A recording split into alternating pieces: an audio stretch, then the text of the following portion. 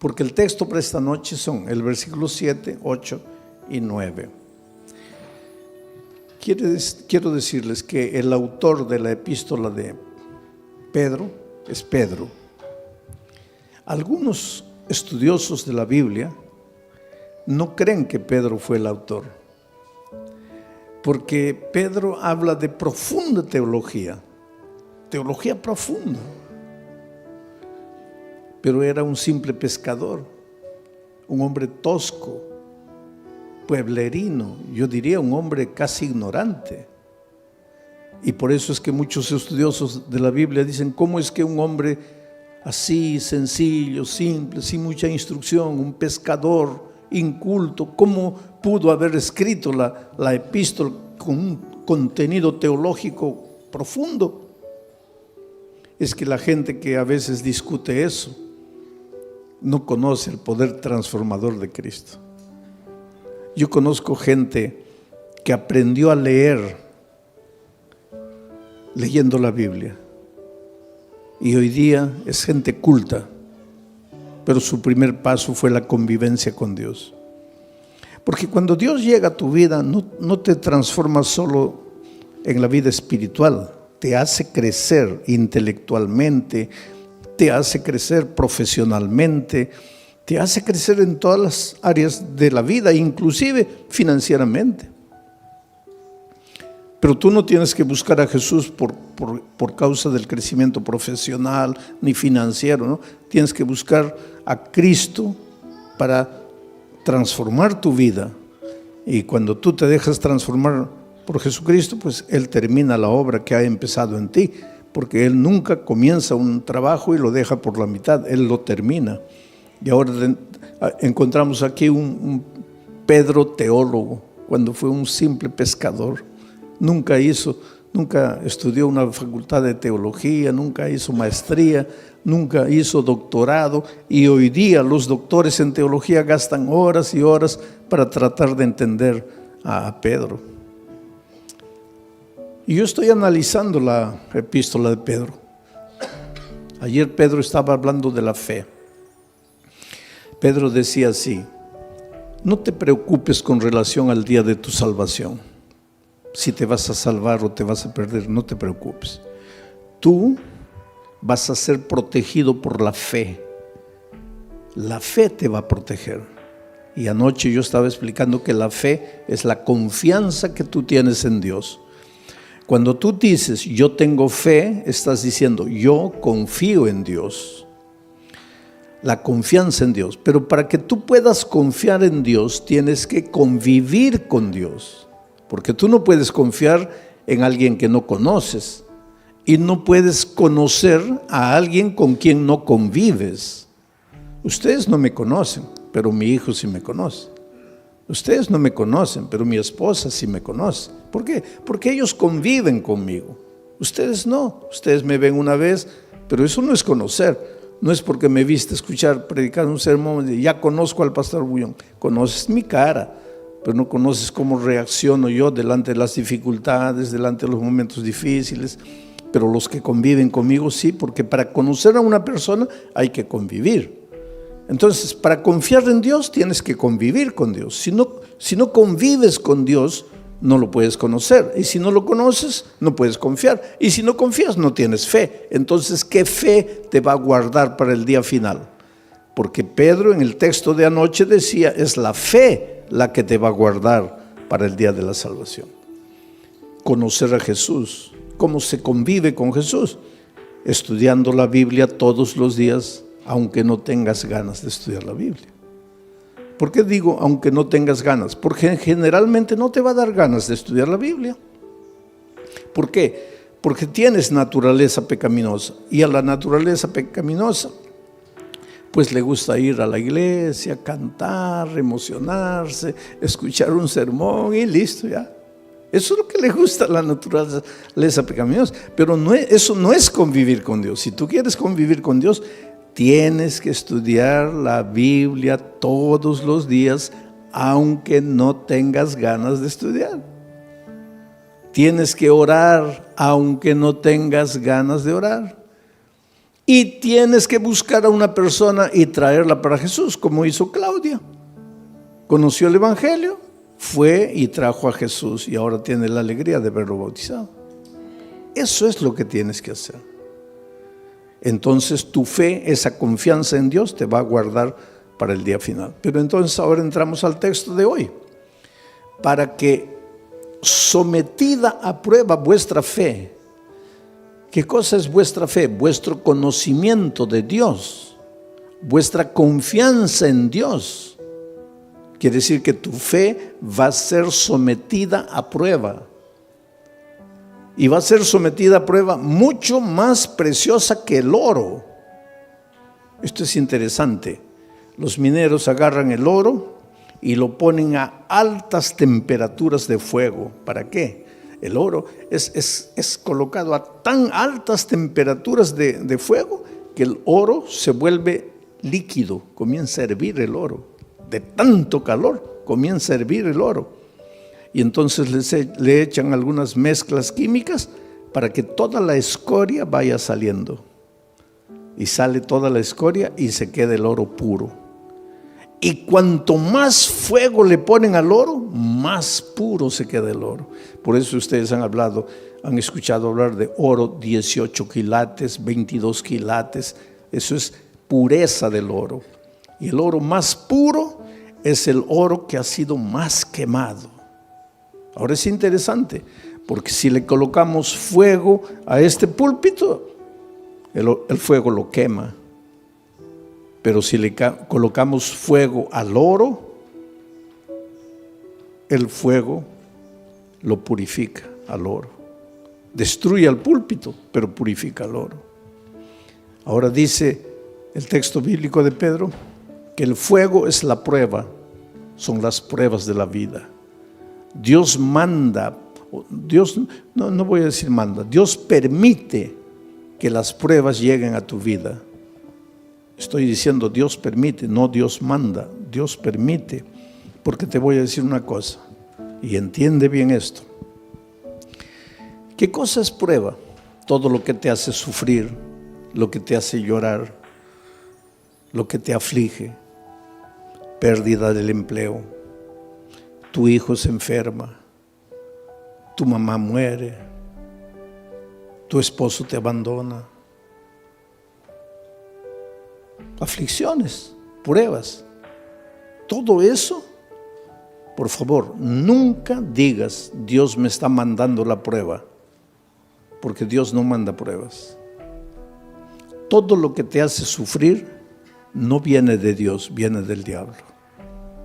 Porque Dios dice, he aquí los pensamientos que tengo acerca de ti, pensamientos de paz y no de guerra, pensamientos de amor y no de odio. Dios solo quiere lo mejor de lo mejor para ti. Pero vives en un mundo de dolor. Hasta que Cristo venga, estamos peregrinando en el desierto del dolor de esta vida. Y muchas veces quien nos manda el sufrimiento, el dolor, es el diablo. ¿Y por qué te hace sufrir el diablo? Esto es interesante y esta noche vas a entender. ¿Por qué el diablo te hace sufrir? Tú no le has hecho nada al diablo. ¿Por qué te hace sufrir? Porque Él es el origen de la enfermedad, Él es el origen de los accidentes, Él es el origen de las tragedias. Todo lo que te va mal en la vida es porque Él está por detrás de eso. Pero ¿por qué te hace sufrir si tú no le has hecho nada al diablo? Ahora te voy a explicar. Es que el enemigo del diablo no eres tú, es Jesús.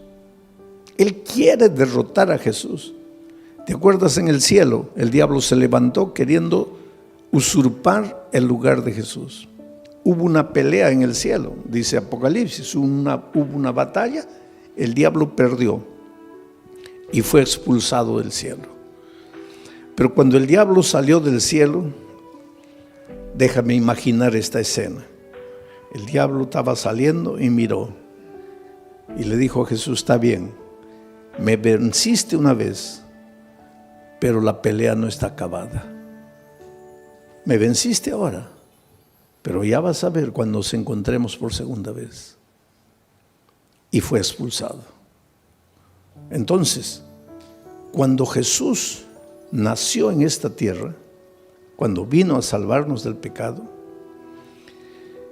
Jesús era un nené indefenso. Y el diablo dijo: ahora sí, no lo pude derrotar en el cielo, pero ahora como un niño yo lo agarro y lo mato. Y miren lo que el diablo hizo. ¿Vino a matarlo personalmente? No, porque el diablo es cobarde. El diablo nunca muestra la cara. ¿Qué hizo el diablo para matar a Jesús? Se metió al corazón del rey Herodes. Firmó un decreto de muerte para mandar matar a todos los niños menores de 2 años. Y cuando Herodes firmó el decreto de muerte, ahí el diablo dijo: ahora sí, lo voy a matar. De esta no se salva. Pero esa misma noche el Espíritu de Dios se presentó a José y le dijo: toma al niño y a su madre y vete a Egipto, porque lo van a matar. Y cuando José huyó para Egipto, el diablo se quedó mordiendo los labios de rabia y dijo: me venciste por segunda vez. Después, cuando Jesús comenzó su ministerio, antes de comenzar su ministerio, se fue al desierto a ayunar 40 días, ¿te acuerdas? 40 días sin comer, pues Jesús estaba debilitado, flaco. Ahí el diablo pensó: ahora lo agarro. No lo gané, no lo derroté en el cielo, no lo derroté cuando era niño, pero ahora lo agarro. Está debilitado, 40 días sin comer, lo agarro. Y vino. ¿Y vino como diablo? No, porque el diablo nunca muestra la cara. Se disfrazó de ángel de luz y trató de engañarlo, pero no pudo, porque Jesús conocía la palabra de Dios. Y entonces derrotó al diablo por tercera vez. 3-0. Ya era casi goleada. Pero entonces el diablo esperó, dijo: la cuarta es la vencida. Y hubo una cuarta. Cuando el diablo se metió al corazón de los soldados, porque ya les dije, el diablo nunca muestra la cara, y los soldados prendieron a Jesús y lo llevaron al Calvario y lo clavaron. Y cuando Jesús murió, ahí sí el diablo dio una carcajada. Dijo: ahora sí lo vencí, lo acabé. Lo acabé. Al tercer día Jesús resucitó. Y al resucitar, ahí sí, es como si hubiera agarrado una estaca y lo hubiera clavado en el corazón del diablo.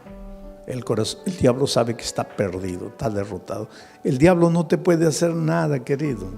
El diablo ya está perdido. El diablo ya con Cristo no puede. Entonces, como no puede con Cristo, se las agarra contigo. Es como si yo tuviera, vamos a decir, yo tuviera un hijito de 2 años. Pero tengo un vecino que quiere pelear conmigo. Viene, una bofetada, se va llorando el pobre. Pero es terco. Viene una segunda vez, otra bofetada, se va llorando. Pero es terco, viene la tercera vez. Ahí ya ni levanto la mano, ya sale corriendo. Entonces llega a una conclusión mi vecino: no, con este no puedo, este fuerte. Entonces aprovecha que yo me vengo a Corpus Christi a predicar y agarra a mi hijito de 2 años a puntapiés y lo revuelca en la calle. Pues eso es lo que el diablo hace. Con Cristo no puede. Entonces él sabe que lo que más Jesús ama eres tú. Y ya que no puede con Cristo, se las agarra contigo y te hace sufrir y te hace perder el empleo y hace que tu hijito nazca enfermo y esto y aquello. En realidad el diablo no tiene nada contra ti. Él te hace sufrir porque sabe que haciéndote sufrir a ti, está haciendo sufrir al Señor Jesucristo. Pero ahora viene Pedro y dice así: pero es que los sufrimientos que te llegan a la vida no te pueden destruir, porque tú no eres madera, tú no eres plástico, tú eres oro. Y si el fuego de la prueba purifica el oro, mucho más el fuego del dolor, del sufrimiento, va a purificar tu fe. Quiere decir, cuando el dolor llegue a tu vida, tú lloras. Si tienes que llorar, llora. Pero no te separes de Jesús. Dile, Señor, yo no entiendo por qué estoy sufriendo. Y hay una cosa interesante. Cada vez que tú quieres andar en los caminos de Dios, cada vez que tú te propones ser más fiel a Dios, ahí más viene el diablo para destruirte. ¿Por qué? Porque esa es la pregunta que mucha gente hace. Pastor, cuando yo estoy así relajado en mi vida cristiana, parece que no me vienen pruebas. Pero cuando me quiero consagrar, ahí viene todo. ¿Por qué? Simple. Porque cuando estás relajado espiritualmente, cuando no estudias la Biblia, no oras, nada, estás en el terreno de ¿quién? Estás en el terreno del diablo. Puedes estar en la iglesia, pero estás en el terreno del diablo. ¿Y para qué el diablo te va a molestar si ya estás perdido con él? Ya pues te deja tranquilo. Pero cuando viene una semana de oración y tú te entiendes que tienes que reconsagrarte y comienzas a estudiar la Biblia, a estudiar la palabra de Dios, ahí el diablo se asusta. Porque ¿qué dice? No, este se me va a escapar, se me va a escapar. Entonces, para desanimarlo, le mando una prueba. Y la prueba, en lugar de purificarte como al oro, ¿qué hace contigo muchas veces? Te desanima. Es por eso que cuando la prueba es más fuerte, es más que tienes que agarrarte de Jesucristo y no desanimarte. En el Brasil yo estaba haciendo una campaña evangelística en un estadio, y una señora que no era adventista, no era cristiana, nada, nunca iba a ninguna iglesia, nada, pero era una buena mujer, sentimientos nobles. Hay mucha gente que no está en ninguna iglesia, no conoce la palabra de Dios, pero pues escucha la voz de Dios en su corazón y camina, anda bien. Y de repente esta señora vio en la televisión la propaganda de que yo iba a predicar esa noche en el estadio. Ahora, ese día era su cumpleaños. Y de mañanita el esposo entró al cuarto y le dice: mira, hija, estoy sin mucho dinero, no he podido comprarte un buen regalo, pero te he comprado un regalito. Y le dio una cajita. Y ella abrió y era la llave de un carro. Y cuando salió al patio, ahí estaba el carro, un carro importado, último modelo. ¡Qué felicidad! Su cumpleaños. Primera felicidad, el esposo se acordó de su cumpleaños, porque hay muchos esposos que ni se acuerdan del cumpleaños de la esposa. Segunda felicidad, le regaló. Tercera felicidad, no le regaló cualquier cosita, le regaló un carro último modelo.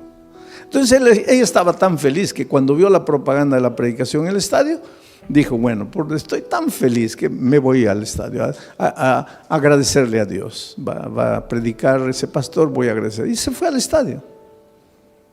Feliz de la vida, entró. En la hora del llamado se levantó, vino adelante, le entregó la vida a Jesucristo. Dijo: ay, qué día tan feliz. Hoy es mi cumpleaños, hoy mi esposo me regaló el carro, hoy me entregué a Jesús. No, este es el día más feliz de mi vida. Y cuando sale a agarrar su carro en la playa de estacionamiento, los ladrones se lo habían llevado. Ahí ella comienza a pensar: toda mi vida no quise saber nada de iglesia, no quise saber nada de Dios y nunca me robaron ni un alfiler. Y hoy que le entrego mi vida a Cristo, me roban el carro. ¿Qué Dios es ese? Ahí está la astucia del diablo. Tú preocúpate cuando no vienen pruebas a tu vida, querido. Porque a veces no vienen pruebas a tu vida porque el diablo está tranquilo contigo. ¿Para qué te va a mandar pruebas? Pero atrévete a entregarte al Señor Jesús, a caminar en sus caminos, que ahí viene el diablo con todo para desanimarte. Ahora vamos al texto bíblico una vez más. Para que sometida a prueba vuestra fe, sí, porque tu fe tiene que ser sometida, porque una cosa es, sí, yo creo, yo creo, eso no es fe. Eso no es fe. Por eso es que el creer siempre viene acompañado del bautismo. El texto de Marcos 16 dice: el que creyere y fuere bautizado, este será salvo. El problema es el idioma, porque en español creer y ser bautizado son dos cosas. Pero es que Marcos no escribió ese versículo en español, porque Marcos no hablaba español. Marcos escribió ese versículo en griego, el idioma que él hablaba. Y en griego no son dos conceptos: el que creyere y fuere bautizado. No, es un solo concepto: el que creyere siendo bautizado. O sea, en griego, creer no es solo mover la cabeza, no es solo teoría. El creer intelectual viene acompañado del creer práctico. Si tú crees, te bautizas. Si no te bautizas, es porque tu creer se quedó en la teoría, y ese creer teórico no te salva. Te voy a hacer pensar un poco. El otro día una señora me preguntó: pastor, ¿el diablo es ateo? A ver, ¿qué piensan ustedes? ¿El diablo es ateo? No, el diablo no es ateo, querido. Y Santiago explica eso.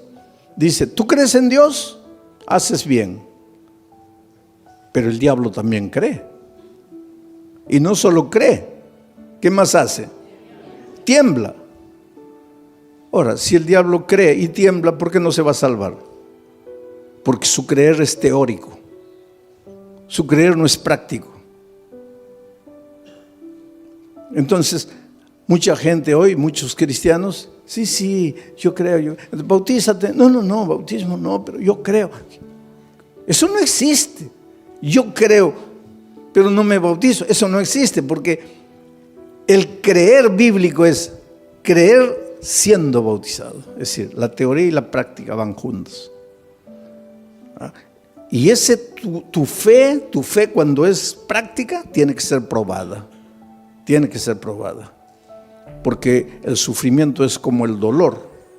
Si tú comienzas a levantar pesas, comienza a doler. Levantas 10, ya pesa. Y comienza a doler. Al día siguiente 15, duele. Al otro día 20, duele. Pero después te agarran aquí, pura piedra. Así es la fe. Cuanto más te duele, cuanto más dolor viene, cuanto más sufrimiento, tu fe más fuerte. Es por eso que en medio del dolor tienes que agradecer a Dios, porque Él sabe. Él no te manda el dolor, pero Él aprovecha el dolor que el diablo te manda para fortalecer tu fe. Para que sometida a prueba vuestra fe, mucho más preciosa que el oro, el cual, aunque perecedero, se prueba con fuego. El oro que perece, que es de esta tierra, se prueba con fuego. Entonces, si el oro se prueba con fuego, la fe, que vale mucho más, ¿cómo no se va a probar con fuego? Claro que tiene que venir el fuego del dolor. Para que sometida a prueba vuestra fe, mucho más preciosa que el oro, el cual aunque perecedero se prueba con fuego, para que entonces vuestra fe sea hallada en alabanza, gloria y honra. Quiere decir que tu fe es bombardeada por el diablo. Te arranca lágrimas, te hace sufrir. Muchas veces sientes que ya no puedes resistir de tanto dolor, de tanto sufrimiento. Aguanta un poco. En el nombre de Jesucristo, aguanta. ¿Por qué? Porque tu dolor se va a transformar en alabanza, gloria y honra. ¿Pero cuándo? ¿Cuándo? Lee la Biblia y respóndeme. ¿Cuándo? Cuando Cristo venga. Ahora me vas a decir: pastor, pero cuando Cristo venga todavía. Yo preferiría ahora. Pues eso es lo que mucha gente hace. Prefiere la hora, cortito, y pierde la eternidad toda. Yo cuando era chico, íbamos a salir de vacaciones, las pocas, tal vez la única vacación que salí con mi padre, mis hermanos. Íbamos a viajar a un lugar donde no había dentista, no había nada. y me comenzó a doler el diente. Y mi padre me dice, mira, antes de salir vamos a arrancar el diente.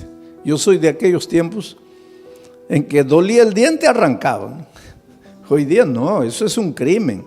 El diente te duele, hay que restaurarlo. Pero yo soy de los tiempos, dolía, arranca. Había muchachitos de 20 años que ya no tenían un diente todo arrancado porque comenzaba a doler, arrancaban. ¿Cómo ha progresado la odontología también hoy día?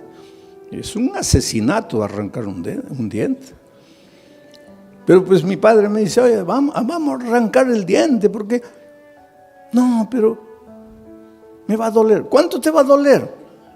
Te va a doler un día. Pero vas a disfrutar de las vacaciones. No.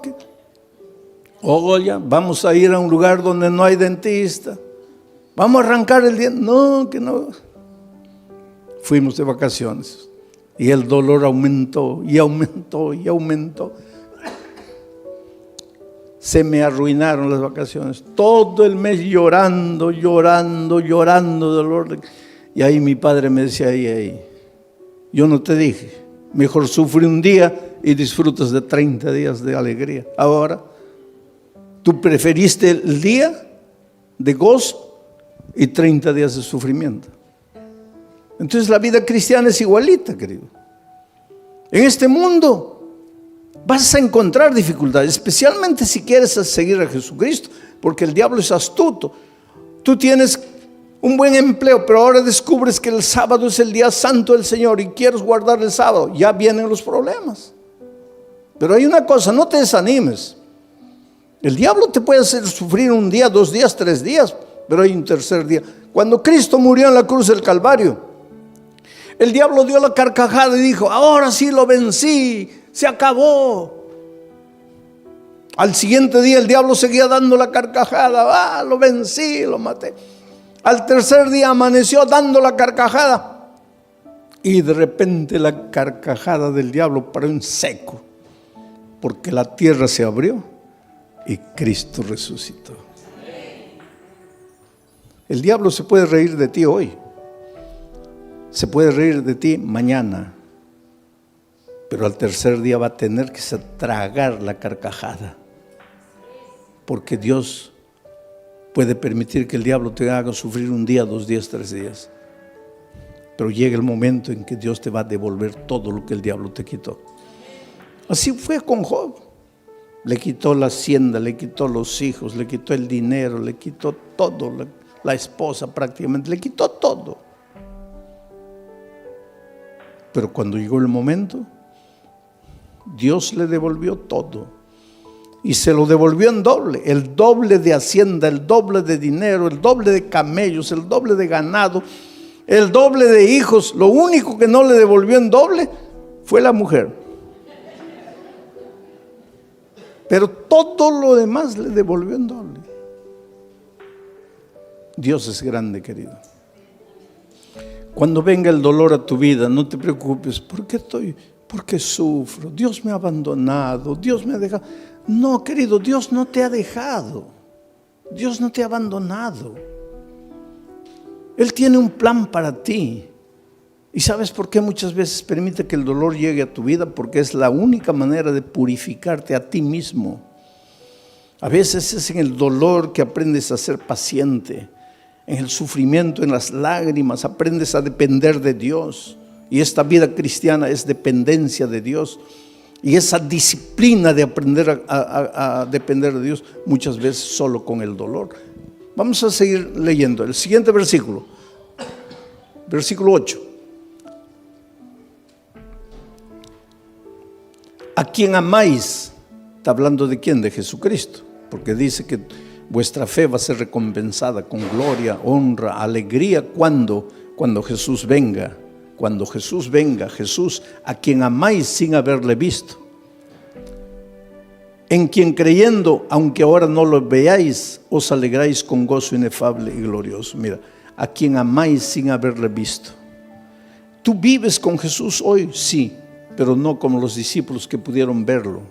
Por eso Jesús le dijo a los discípulos: bienaventurados los ojos de ustedes que pueden ver lo que los profetas quisieron ver y no pudieron. Estaba hablando del mismo. Los profetas siguieron a Jesús solo por la fe. Nosotros hoy también lo seguimos solo por la fe. Pero los discípulos tuvieron un privilegio único. Ellos lo vieron físicamente. Pero aunque nosotros no podamos verlo físicamente, igual podemos verlo a través del estudio de la Biblia, de la oración y trayendo una persona para Cristo. Estamos conviviendo con Jesús. Pero aquí el asunto es: ¿quién escribe a quien amáis sin haberle visto? ¿Quién escribe este versículo? Pedro. ¿Y Pedro lo vio? ¿Y lo amó? ¿Y por qué lo traicionó? Ustedes se acuerdan que después de la traición Jesús ya había resucitado y los discípulos estaban en la playa. Y el pobre Pedro, cuando Jesús apareció en la playa, estaba mirando para otro lado, avergonzado. Ay, ¿qué me va a decir? Que lo he traicionado, porque después de la crucifixión ya no lo vio. Ahí se encontraron en la playa con Jesús resucitado. Y Jesús apareció y Pedro: ay, Señor, en algún momento me va a llamar aparte, me va a dar una bronca porque lo traicioné. Y efectivamente, en un momento, Pedro se acercó. Jesús se acercó y Pedro dijo: ahora viene la paliza. Y Jesús le hizo una pregunta: Pedro, ¿me amas? La última cosa que Pedro imaginaba era esa pregunta: ¿me amas? Sí, Señor. No, Pedro. No, ¿cómo sí, Señor? Te estoy preguntando si me amas. Sí, Señor. No, calma. ¿Por qué tanta prisa? No me has entendido. Te estoy preguntando si me amas. Y ahí él se dio cuenta de por qué Jesús le preguntaba eso. Y comenzó a llorar. Y dijo: Señor, yo sé, tú sabes todas las cosas. Tú no tienes ninguna razón para creer que yo te amo. Te he fallado. Pero me das la oportunidad de amarte. Y Jesús le dijo: claro que sí. Y todavía te voy a confiar una misión: predicar el Evangelio. Y algunos días después, Pedro se levanta para predicar un sermón y bautiza a 3,000 personas. La pregunta esta noche es: ¿tú quieres resistir en la prueba? Cuando el dolor venga, ¿no quieres traicionar al Maestro? Entonces la pregunta es: ¿tú amas al Señor Jesús? Porque Pedro después de haber pasado todo eso dice: a quien amáis sin haberle visto. ¿Por qué dice a quien amáis sin haberle visto? Porque él sí lo había visto. En quien creyendo, aunque ahora no le veáis, os alegráis con gozo inefable y glorioso. Lo que Pedro está diciendo es: tú, aunque no lo veas físicamente, lo puedes amar. Y Pedro, cuando se levantó, se arrepintió y le dijo a Jesús que lo amaba. Dice la tradición, la Biblia no dice eso, pero la tradición dice que él fue crucificado. Y cuando lo iban a crucificar, él dijo: no soy digno de ser crucificado como mi Maestro. Crucifíquenme de cabeza para abajo. Y lo crucificaron de cabeza para abajo. No hay prueba bíblica para decir eso, pero la tradición dice. Sea como fuere, sabemos una cosa: después de transformado por el poder de Dios, él ya no tuvo miedo de morir por Dios. Oh, querido, Dios tiene un plan muy, muy bonito para tu vida. Las tristezas y dolores que llegan a tu vida tienen sentido, pero tienen sentido cuando tienes fe. Hace muchos años atrás, en la ciudad de San Pablo, los jóvenes de una iglesia fueron a participar de un congreso en el sur del país. 40 jóvenes, miembros del coro de la iglesia. Y el sábado en la noche, terminado el congreso, regresaban para San Pablo. Y el ómnibus se chocó. Sabe que los jóvenes venían cantando himnos, los himnos del coro. Venían cantando en el ómnibus y el ómnibus se chocó contra un camión cargado de fierro de construcción. Y el fierro los atravesó. así los hizo como los peruanos me van a entender, como anticuchos, ¿no? Los atravesó. 22 jóvenes murieron. Al día siguiente los periódicos publicaron una noticia. Y un periódico atrevido publicó así: ¿dónde estaba Dios cuando sus hijos cantaban? ¿Por qué no los cuidó? Es que el dolor es un misterio, ¿sabes? Tal vez en este momento tú te preguntes: ¿dónde estaba Dios cuando mi hijito de 3 años murió? ¿Qué culpa tenía mi hijito para morir como murió de leucemia? ¿Qué mal había hecho? Es que no necesitas hacer mal para sufrir. El diablo se deleita en hacerte sufrir. Pero el dolor es como el fuego sobre el oro: o te purifica o te destruye. Interesante que entre esos jóvenes que habían muerto, había una chica que hace 6 meses había sido bautizada contra la voluntad de sus padres. Ella tenía 22 años, una joven. El día que se bautizó, el padre le dijo: mira, olvídate que yo soy tu padre, que tú eres mi hija. Lo peor que podría haberme sucedido en la vida es que tú traicionaras la fe de tus padres, de tus abuelos, de tus bisabuelos.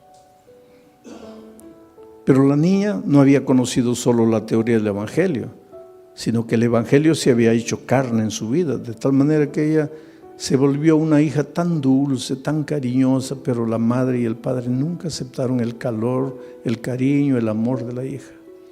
Aquel viernes de tarde en que se iban para el congreso, ella fue a despedirse del papá y le dijo: mira papá, me estoy yendo a Curitiba con los jóvenes de la iglesia. Y él le dijo: ¿y qué me avisas a mí? Tú no haces lo que te da la gana, tú no te metiste a esa iglesia, tú no te bautizaste. ¿Y qué vienes a avisarme que te vas? Tú siempre haces lo que te da la gana, vete a donde quieras. Y ella le dijo: sí, papito, pero yo vine a darte un beso, me voy. Y cuando se acercó para besarlo, el padre retiró el rostro y dijo: no quiero nada de ti. Y en el camino de vuelta, la niña muere. ¿Sabes que los hijos de Dios también morimos en accidentes? Entonces, cuando te pasa un accidente, no digo: ¿dónde estaba Dios? Dios está en el mismo lugar. Jesús dijo que cuando la lluvia cae, moja a los justos y a los injustos. Y cuando el sol sale, alumbra a los justos y a los injustos. Estamos en un mundo de dolor. Ese padre hizo tanto escándalo en la iglesia, ¿sabes? El día del sepultamiento, 22 cajones estaban ahí. Y mientras sepultaban a los jóvenes sobrevivientes que habían salido del accidente, cantaban. Sus amigos estaban siendo enterrados y ellos cantaban, lloraban. Las lágrimas caían, pero cantaban. Lloraban porque tenían tristeza. Cantaban porque tenían esperanza. Es que los seres humanos que aprendemos a confiar en Cristo, somos capaces de cantar en medio del dolor.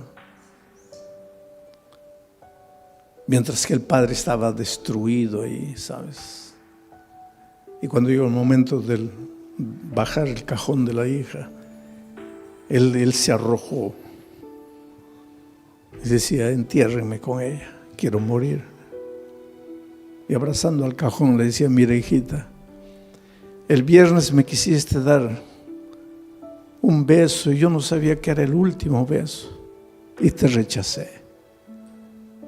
Por favor, perdóname. Quiero morir, quiero morir, quiero morir. Fue una escena triste, dramática, cuando sacaron al padre, terminó el entierro, todos se fueron. El hombre se quedó solito junto a la tumba de su hija. Y la mejor amiga de su hija, que salió viva del accidente, que fue justamente la que la llevó al Evangelio, al conocimiento de la palabra de Dios, Ya cuando se estaba yendo, volteó y vio que el papá de su amiga estaba ahí junto a la tumba y dijo: voy a volver. Yo sé que él no quiere hablar con nadie, pero voy a volver. Y volvió. Y se paró junto a él. Y él la miró: ¿qué quieres? Le dijo: mire, su hija va a resucitar. ¿Qué? Su hija va a resucitar. ¿Cómo va a resucitar? Porque la palabra de Dios dice, y te voy a leer aquí, porque él le había dicho: yo no entiendo, yo no los entiendo a ustedes. Ustedes son locos. Yo estoy aquí destrozado, mi hija muerta, y ustedes cantando. Ustedes son locos. Ustedes no tienen sentimiento. Y pues la chica le dice: sí, Señor, pero usted se dio cuenta que nosotros no solo cantábamos, también llorábamos. Llorábamos porque nos da tristeza que nos estamos despidiendo en esta vida. Pero cantábamos porque tenemos la esperanza, porque su hija va a resucitar y yo la voy a abrazar a mi amiga. Pero ¿cómo va a resucitar? Y entonces la hija agarró el texto bíblico y le dice: aquí está, cuando suene la trompeta, los muertos en Cristo resucitarán primero. Su hija va a resucitar porque murió en Cristo. Y ese hombre que estaba derrotado abrió los ojos así, dice: ¿quiere decir que mi hija va a resucitar? Sí, Señor. ¿Quiere decir que yo la voy a poder ver? No sé, Señor. ¿Cómo no sabe? No dice que va a resucitar. Va a resucitar. Pero entonces la voy a ver. Ahí no sé. ¿Pero cómo no sabes? Porque dice: los muertos en Cristo. Mi pregunta es: ¿usted está en Cristo? Si usted está en Cristo, la va a ver, la va a abrazar, va a vivir eternamente con ella.